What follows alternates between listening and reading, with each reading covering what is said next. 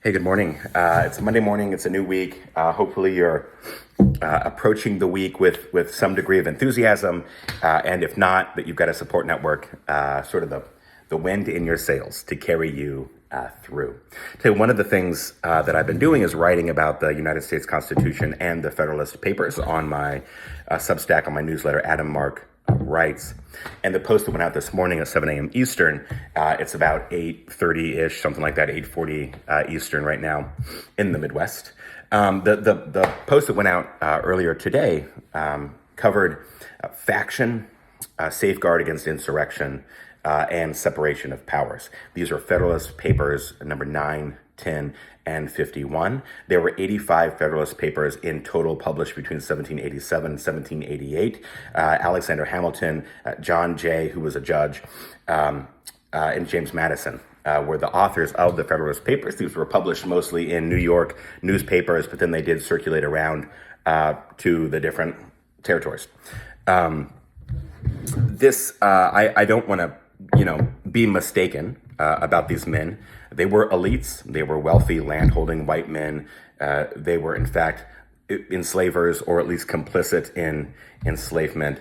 So I don't want to, apply a halo effect about them. But I do think it's really, really useful to understand what the framers of the Constitution had in mind for the design of government. What did they have in mind for the republic, the newly formed union?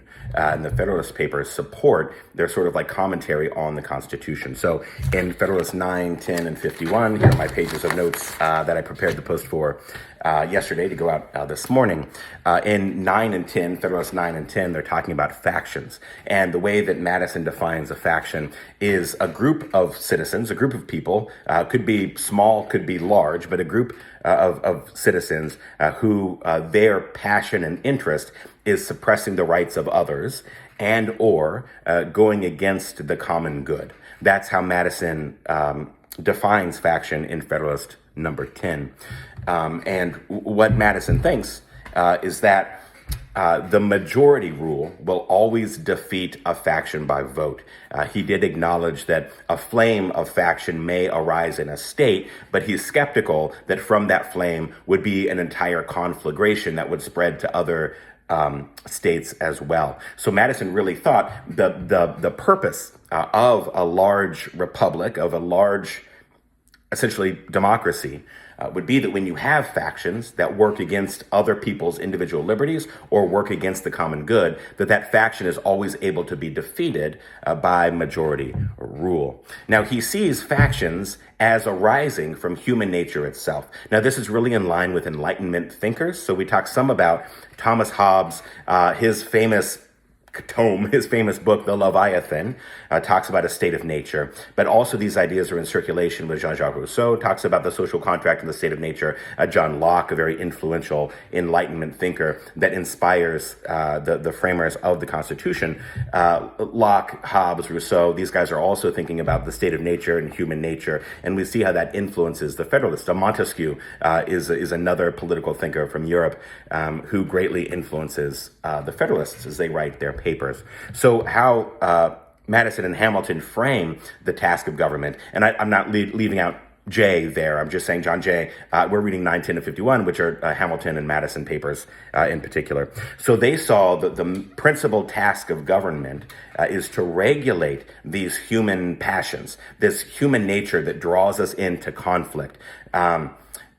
Madison says that we can't to prevent that would be to rob people of their liberty.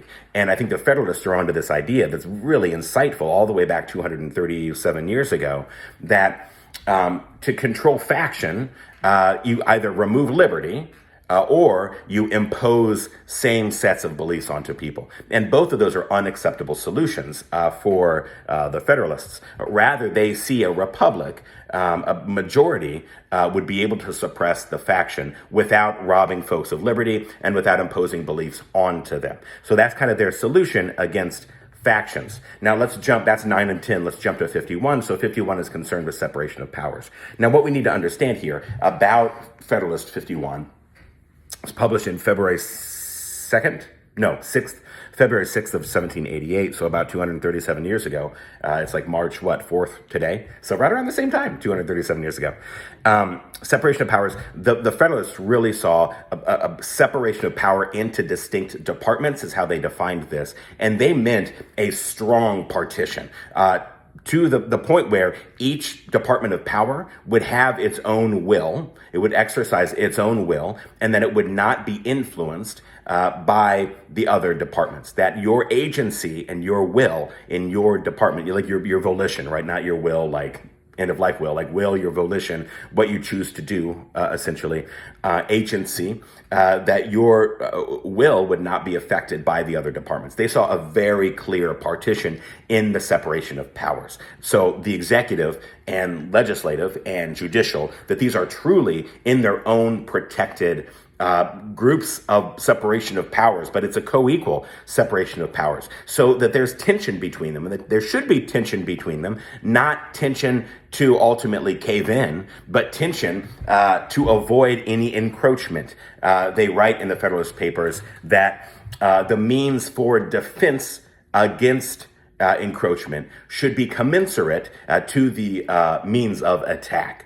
That when there's attempted encroachment from one branch of government onto another, from one department into another, the constitutional defense of your department's power, authority, and will, that defense must be commensurate to any attack or encroachment from another department. The Federalists were like, that was really, really important. That was really principle. So we need to understand that if somebody is attempting to argue on behalf of a consolidation of power in the executive branch through something like a unitary executive theory, which we're going to talk about in a little bit on Federalist 70 in the next couple of weeks. I didn't initially slot that in the study, so I got to fit it in somewhere. But at any rate, that goes against what the framers had in mind. They really saw a clear, distinct partition of power divided into different departments, and they layer that in throughout. They think also that state and federal relationships, that again, this sort of idea of faction, that you would have to confront both state constitutional division of powers into separate departments, but also federal separation of powers. And in the legislature, they wanted a House and a Senate. They wanted two different houses, so to divide as much power as possible. That was so important to the Federalists that you do not consolidate power. The executive does not get to consolidate power. Very distinct departments with clear partitions between them.